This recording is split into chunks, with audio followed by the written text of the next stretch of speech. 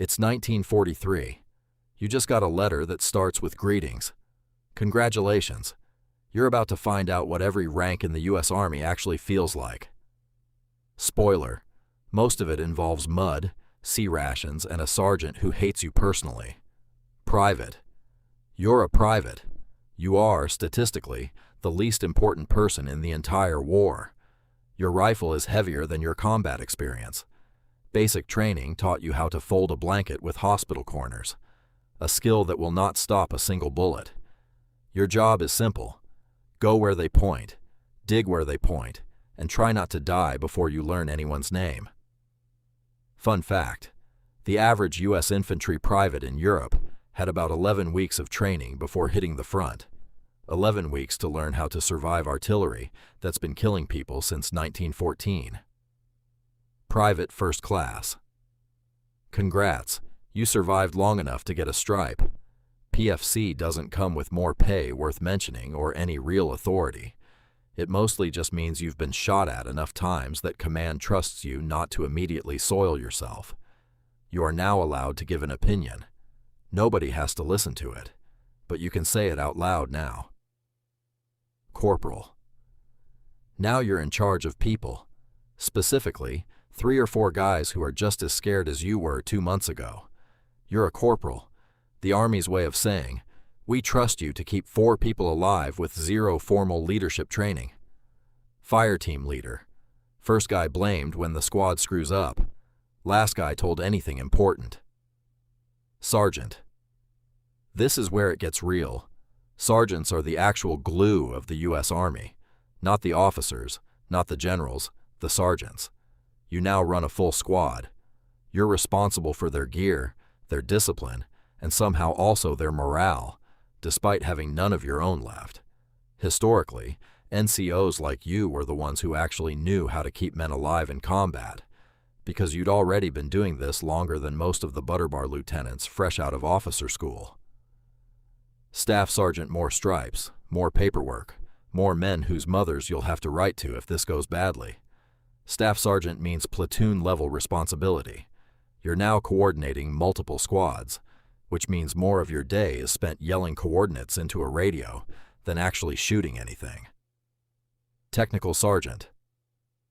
The Army's specialists, your radio guy, your maintenance guy, the person who somehow keeps the tank running with duct tape and spite.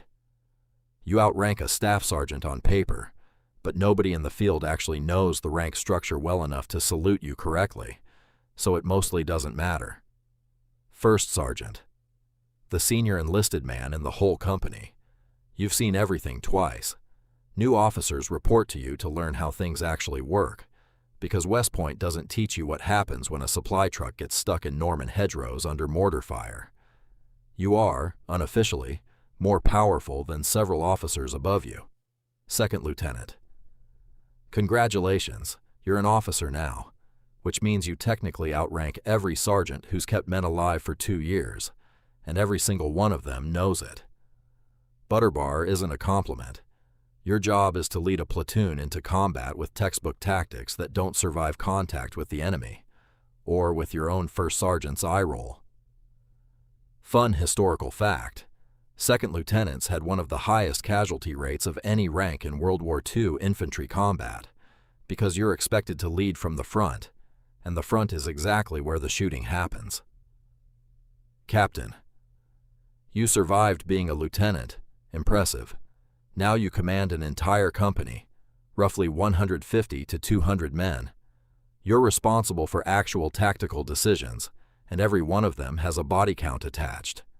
This is the rank where the war stops being personal survival and starts being math. Lieutenant Colonel, you've traded a rifle for a map table. You're commanding a battalion now, 300 to 900 men, and your daily decisions are less shoot the guy and more which hill do 400 people die taking. You rarely see combat directly anymore. Your war is fought in coordinates and casualty reports. Colonel full regiment command. Thousands of men. You know most of them only as numbers on a status board. Your decisions now affect entire towns, not just hills. You've become the thing every private feared back at basic. a name on an order, not a person in a foxhole.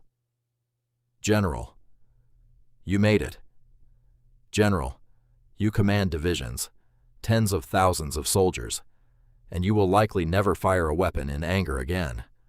Your war is entirely about logistics, timing, and which of your colonels you're willing to sacrifice to take a beach.